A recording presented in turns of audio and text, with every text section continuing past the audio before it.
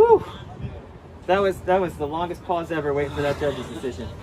I don't know if they're gonna show it on TV, but it was like 45 seconds.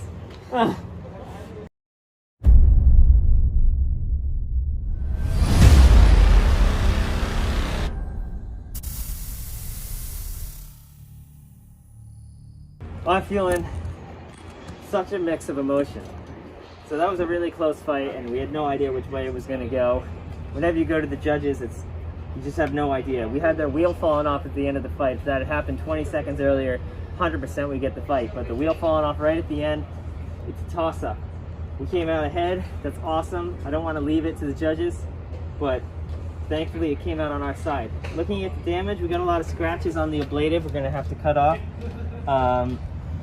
Inside the hammer side, we don't really know what it was. I had said in the post-match that I thought it was a switch because of the way there were no beeps and the receiver had gone out. Now we're leaning towards it might have been a thermal cutoff failure on the ESCs from all the self-rights. They use a lot of power to self-right. Other than that, there's some interesting damage over here. Mammoth came in and hit this assembly and hit it so hard that the hammer pillow block left this indent. So that was really smushed downward. We don't know if that was Mammoth or a screw or something else. Maybe one of our self-rights. Yeah, when we were self-righting, but exciting fight.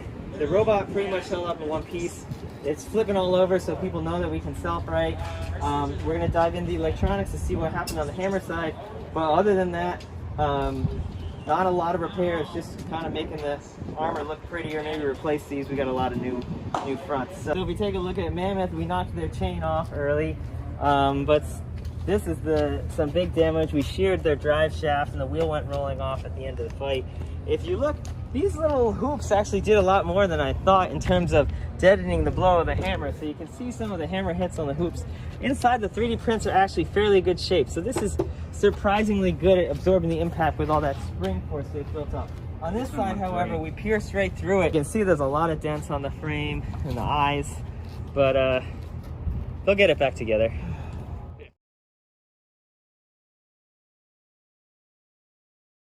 Bots FC and Shatter are brought to you by Prismier, TMS Titanium, and Maxamp batteries, and viewers like